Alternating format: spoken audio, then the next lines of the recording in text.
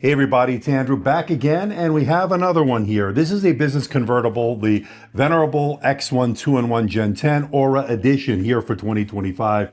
And this one is a really nice one in this gray finish. But check this out, look at this matte display. I know a lot of you are liking matte displays, especially with that nano texture, the MacBook Pro that we saw as an option. Here we have it on the ThinkPad. Now, a couple of things to note here. There are supposedly 4 different display options, one of which is an OLED, although I don't see it as that available just yet here in the US. This was just released. This is a Full HD Plus IPS display. And before you ask, no, it's not high refresh rate. It is a 60 hertz display, which is going to maximize battery life, but it won't be quite as smooth as fluid as something like 120 hertz in an OLED option. So hopefully we'll get some more SKUs, and I will reach out to Lenovo to find out when that's happening. But what do we get here in terms of a 2-in-1 convertible? Well, we're looking at the excellent keyboard, obviously 1.5 millimeters of key travel. Love typing on this. TrackPoint for those that still like it. It's there. And again, we looked at the X9, which I have here, which is a more modern take on a ThinkPad. And as you can see, there is no TrackPoint. A little bit different of a look here, more modern take on a ThinkPad. I also looked at another 2-in-1 convertible the other day, and this is the Lenovo Yoga 9i 2-in-1 Aura Edition Gen 10. So that is another great one. I will let you take a look at that. I'll leave a link in the description below. But what we have here is this business-focused 2-in-1 convertible in this gray finish. Now, the build is very good. It's thin, it's light, it's got an all-metal design, it's got a military A10H rating, so this is meant to take a licking and keep on ticking. It got great port selection here. You also have the optional Stencil touchpad. I don't have it on this one, but we looked at it last year, and from what I understand, they're going to be releasing a version with the Stencil haptic touchpad, so we'll look forward to that. But overall, this has been an excellent choice. Of course, being a convertible, you can put it into the different modes. There's the tent mode or the stand or presentation mode, as I like to call it. And then, of course, using it as a tablet.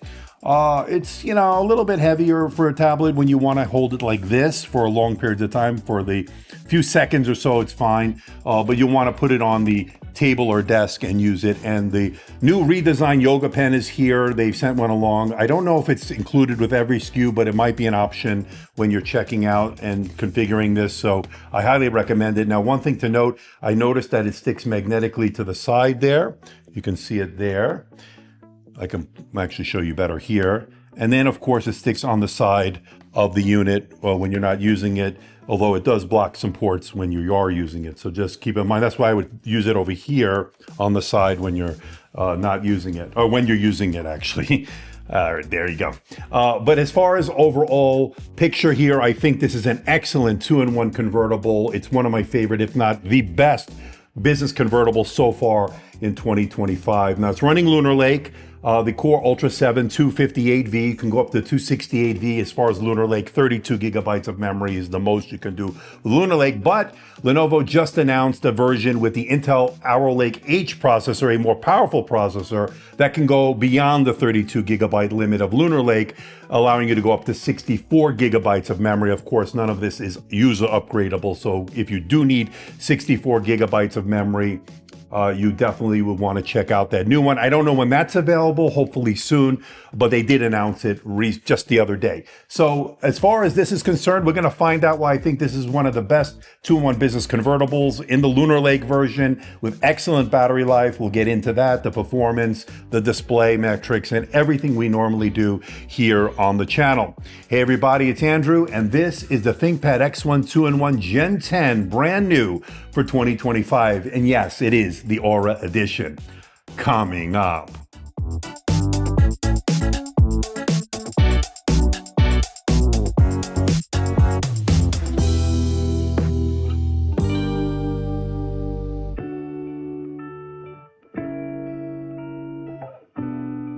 Now, we're going to start off with the build and design here. Obviously, it's pretty thin. It's not the lightest there. It's certainly not the X1 Carbon Gen 13 at about 1 kilogram or less. This is definitely a little bit more heft. It's got an all-metal design, and it's got really nice, excellent build quality. You're looking at a military standard A10H rating, so this is meant to take a licking and keep on ticking. Now, as far as the give or flex in the chassis, hardly any. And the other thing I noticed here is not too much screen wobble when typing, which has been a problem for a lot of 2-in-1 convertibles. They did a great job on the hinges here, so minimal screen wobble, which I like. Now, obviously, this is a convertible. We'll get into the modes and all that later in this review, but the overall build and design is rock solid here. Now, one thing to note about this design is the color here. This is a gray finish. Now, they called the one on the X9 the Thunder Gray. This is a lighter gray, a shade lighter. I think they just call it a standard gray, but I'll check that out. But doesn't collect too many fingerprints like the black we saw on the X1 Carbon. So this is much better in terms of fingerprints. So overall, this is a great option in terms of the finish and color. All right, so with just the unit alone in kilograms, let's put this on there. And this one is 1.367 kilograms, and that is 3 pounds, 0.3 ounces. With the pen, it goes up to, it doesn't really go up much. Let's see. Yeah, it just goes up to 3.07. And then, of course, with the power brick and the power cord, 3 pounds, 8.6 ounces. Kilograms, you're looking at 1.604 kilograms for a total travel weight. All right, let's check out the port selection. We're going to start off on the left side where you get a USB Type A port that supports 5 gigabits per second. And then you get 2 USB Type C Thunderbolt 4 ports that are full function, supporting data, charge, and display out. Now, these do support 40 gigabits per second for those wondering. And then moving over to the right side, you get 1 USB Type A port that supports 5 gigabits per second, an HDMI 2.1 port that supports resolutions up to 4K 60, a power button, a 3.5 millimeter microphone headphone combo jack, and a Kensington lock port to round out the right side. Notably missing, there's no SD or micro SD card reader, and I wish those 2 USB Type-C Thunderbolt 4 ports are split up, one on each side, but overall, a pretty good port selection here. Okay, let's talk about the display. And according to their specs here, there are 4 options here, 1 OLED and 3 IPS. And I have the one with the anti-glare, anti-smudge coating. It is a matte finish, which I do appreciate, although it is a 60 hertz display, not the high refresh rate like you get on the OLED option, which is 120 hertz. So that's one little difference there, although you will maximize battery life with this Full HD plus 60 hertz display. Now, that being said, very good coverage of the color gamut, not excellent like you'd get with OLED, but still very good for IPS. It's color accurate. It's got excellent contrast, good black levels, good white points, and the overall display is very good. Now, there's no PWM or screen flickering to contend with because it's not OLED. And of course, it does have a multi-touch and pen support here. Now, as far as that multi-touch layer, it works very well for pinch to zoom, navigating the OS with your finger. And then, of course, the pen, which is included here, certainly is very welcome here. It sticks magnetically to the side of the display as well as the side of the unit when not using it, so it does store there. It charges via USB-C. It takes very little time to charge, and it gives you pretty good longevity once it is charged, and it's great for taking notes, sketching out artwork. That worked out very well. I would say overall, the display here is very good. And I like the fact that it is a matte finish, no unnecessary glare or reflection, kind of like that nano texture we get with the MacBook Pro. I just wish it was a higher refresh rate, or at least give us that option, but that's not what we get here. And it is expensive, especially at that price point. Not getting the high refresh rate, the variable refresh rate, is a little bit disappointing. But overall, if you want to maximize battery life and not deal with any glare or reflections, this is the way to go. And this being a 2-in-1 convertible means you could put it into the different modes. You got tent mode, which is great for consuming media and, of course, giving presentations. The same for the stand mode. And then, of course, there's the tablet mode, great for use with the pen. Now, one of my favorite aspects of a ThinkPad is going to be, of course, you probably guessed it, the keyboard. Now, we're looking at 1.5 millimeters of key travel, which is very good, excellent for typing out documents, emails, and the like. And I thought the overall tactility and feedback are really outstanding here. I absolutely love typing on this keyboard.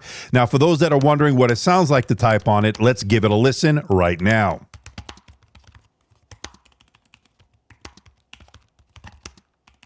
Now, there are 2 options when it comes to the TrackPad. Of course, it's going to be a traditional trackpad like we have here today. And then there's a haptic touchpad option that is made by Sensel, and that's an excellent choice. Now, in the last iteration, Gen 9, I was able to check that out thanks to the good people over at Sensel for sending one over for me to check out. I'm not being paid or being sponsored by them. I just wanted to point that out.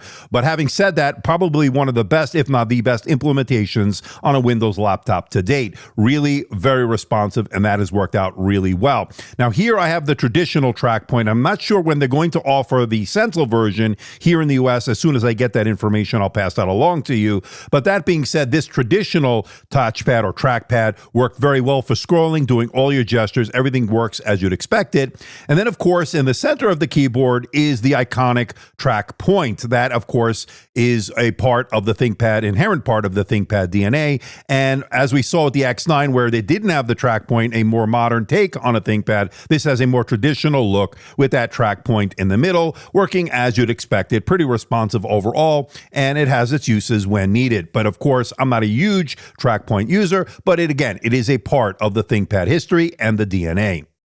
And double tapping the TrackPoint brings up a menu that allows you to do voice typing, control the microphone, battery, audio playback, and that is pretty convenient. Of course, you could also turn that off or disable that in the settings.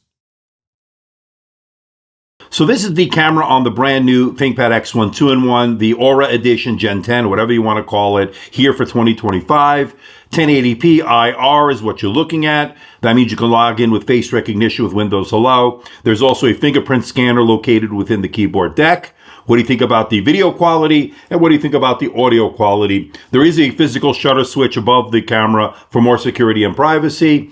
And this also has the background effects here, the standard blur, the portrait blur, auto framing, eye contact. It's all there within the studio effects. What do you think about it? Let me know in the comments section below. Now, to get inside this, you can unscrew these captive Phillips head screws. There's 1, 2, 3, 4. And that was pretty easy. There you go, metal lid. Okay, now we can see the internals here. You'll notice that 57 watt-hour battery. We'll get into the battery life in a little bit. You'll notice the 2 fans for cooling. You'll notice the full-size M.2 2280 SSD. And as you can see, the reads and writes are certainly fast enough what you need this convertible laptop to do. And you'll notice that extra slot there on the right side. That will be for the optional mobile broadband is my guess here. Of course, my unit doesn't have that, but that it may be an option there, of course. And overall, pretty nice, tidy package internally here. Now, we're looking at a Wi-Fi combo card, Wi-Fi 7, Bluetooth combo card soldered in. Of course, the Wi-Fi, Bluetooth, both working without any hitches here so far, working flawlessly. Now, my review unit has 32 gigabytes of LPDDR5X RAM running at the very fast 8533 megatransfers per second, and it is running in dual channel mode. Now, as far as the maximum amount of RAM on Lunar Lake, is 32. You cannot go above that. However, Lenovo just announced that this will be available with the optional Arrow Lake H processor, which can go above the 32 gigabytes, allowing you to get this up to 64 gigabytes of memory. Of course, that's also non-upgradable by the user. It's soldered memory, so just keep that in mind. Now, this is running Intel Lunar Lake, obviously the Core Ultra 7 258V, 32 gigabytes of memory. We've seen it before, 8 cores, 8 threads, no hyper-threading, and of course, not going to be quite as fast as the M4 series in terms of silicon, or the AMD Ryzen AI in terms of the Strix Point, or the Snapdragon X Elite. Those will have better single and multi-core performance, but of course, in real-world usage, when doing everyday tasks like Microsoft Office, email, web browsing, you will not notice a difference between any of them. I guarantee you. Now, as far as graphics are concerned, this has the Intel Arc 140V graphics. We've seen it before. A very impressive integrated graphics solution, no doubt. Not quite as good as the Radeon 8060S that we just saw on the Strix Halo, but this certainly holds its own as being one of the best in the business in terms of an integrated solution.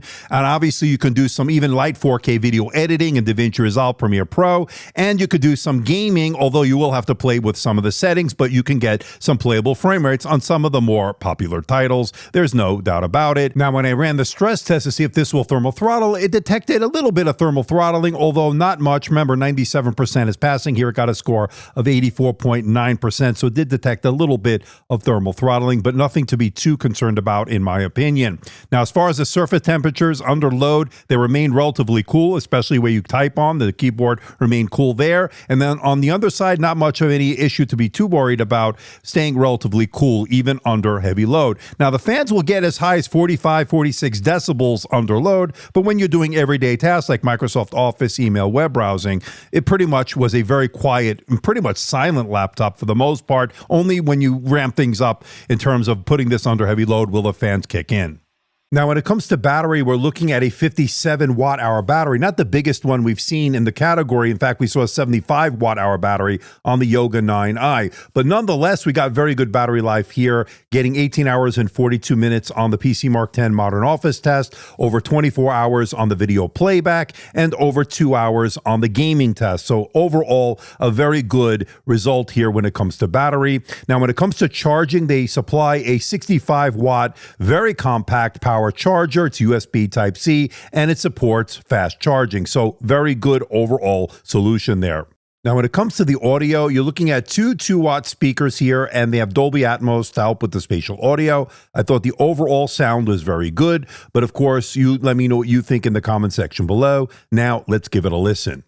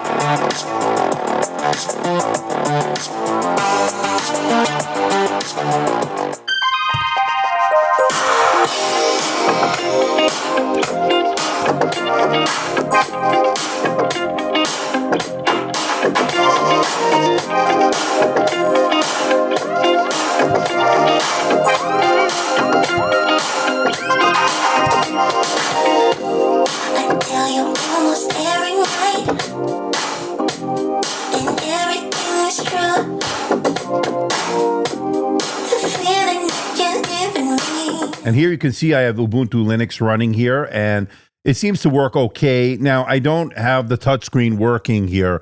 That is not working. I'd have to look for drivers for that and figure that out. But the TrackPoint, the TrackPad, everything seems to work. The Wi-Fi, Bluetooth, the audio, everything seemed to work so far. There you can see I'm using the TrackPoint. Very good so far. Let me bump up the brightness there. So that all works here. And as you can see, Linux is running. Again, I'd have to probably delve more into it to get the touchscreen and the pen working. Right now, that's not working. So we'll see how that's all going to play out. But Linux is doable on this ThinkPad. All right, let's talk pricing. And with a starting price of $2,336.05 over at Lenovo's website, like most laptops here in 2025, yeah, it is expensive. And as price is configured, is the one we have here is the entry-level model, it seems. So it is $2,336 is what you'd pay. And that seems like those are the only ones available. I mean, you don't get the OLED option that they do list in part of their specs in their PS Ref document that I was able to find, but I don't see it available here in the US. If that should change, I will let you know. I will reach out to Lenovo regarding availability of any other SKUs.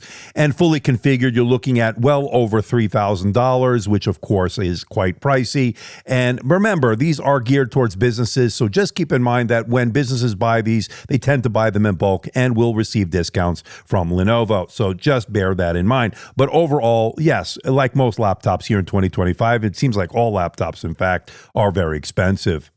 Okay, let's bring it all home. And the Lenovo ThinkPad X1 2-in-1 Gen 10 Aura Edition really is impressive. It's excellent. It's probably the best 2-in-1 business convertible so far in 2025. Good everyday performance. Intel Arc 140V graphics are great. Excellent build, high quality metal design, good port selection, although there is no SD card reader, replaceable storage, and they have the option for 64 gigabytes. That's because they're now offering this with the more powerful Intel Arrow Lake H processor. So that's now available. 5G option hopefully is coming soon. Sensal haptic touchpad option as well. I'll reach out to Sensal and Lenovo to see when that's available. So far, limited availability in terms of the SKUs. So far, that is a little bit of a negative. Hopefully, they'll open it up and bring more higher end models in. Of course, that's going to come at a price. Right now, things are very expensive in 2025. But I think as far as the laptop convertible itself, I think it's excellent and I highly recommend it here in 2025.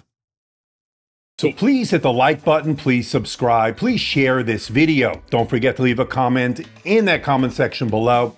Now, if you're a casual viewer of my content, why not hit that subscribe button? It doesn't cost anything, and it certainly helps support the channel. Now, we're making our push for 250,000 subscribers. Let's get there, people. So if you are, again, a casual viewer, why not hit that subscribe button? It certainly helps me out. And if you are gonna buy some of the products we look at here, why not check out my affiliate links in the description below? Yes, I get a small commission. Yes, not much, but it does help support the channel over time. So definitely, if you're gonna buy it, why not go through those links? It certainly helps me out. So until next time, this is Andrew, and I'll see you in the next video.